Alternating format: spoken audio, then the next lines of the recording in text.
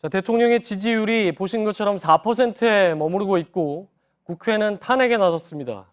하지만 이런 가운데 청와대는 퇴진 의사가 없다는 점을 분명히 하고 있는데요.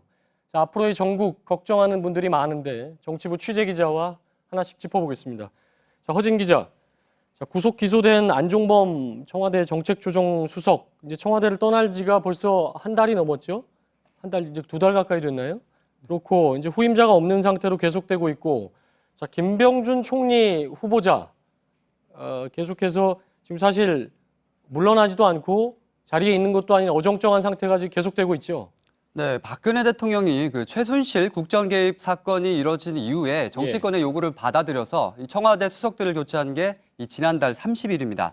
이때 안종범 전 정책조정수석도 교체가 됐는데 2달까지는 아니고 벌써 한 27일째 후임자를 정하지 못해서 공석인 상태에 있고요. 예. 청와대 비서관 자리도 곳곳이 비어 있습니다. 그리고 정부 또한 온전한 상태가 아닌데 예. 김병준 국무총리 내정자가 발표된 게 지난 2일입니다.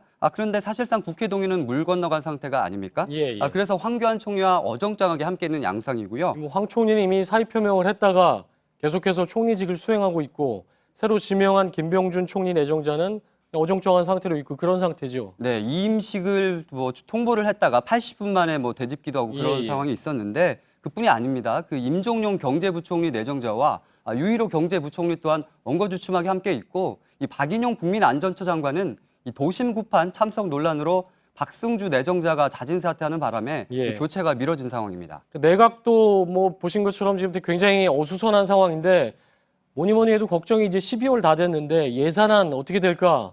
한두 푼이 아니지 않습니까? 내년에 살림살이를 다 결정을 해야 되는데 그 걱정이 큽니다. 네, 그 새 예산안 규모가 이 400조 원에 달하기 때문에 예. 슈퍼 예산이라고 언론에서 불렀는데 그렇죠. 예. 지금 민심의 분노가 워낙 커지고 있고 이 정치권이 그에 따른 수습책 마련에 주력을 하면서 이 상대적으로 예산안 심사에는 소홀해질 우려가 나오고 있는 겁니다.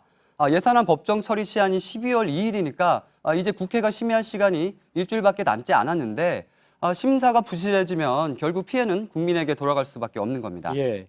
총체적인 국가 기능의 마비다. 뭐 청와대 주장은 좀 다르고 왜 이런 마비가 왔느냐.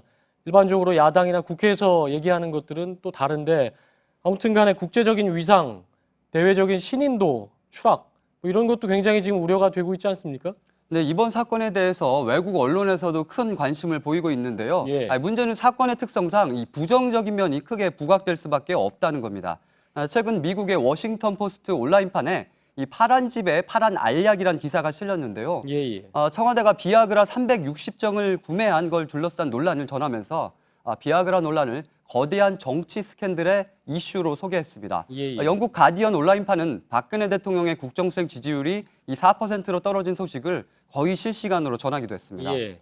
외교관이나 또 기업가들이 최순실 게이트 때문에 많은 외국인들이 자꾸 물어봐서 곤혹스럽다 이런 사례들이 나오고 있는데 예. 전문가들은 대외 신인도 추락으로 인한 경제적 손실이 상당할 것이라는 분석을 내놓고 있습니다. 예.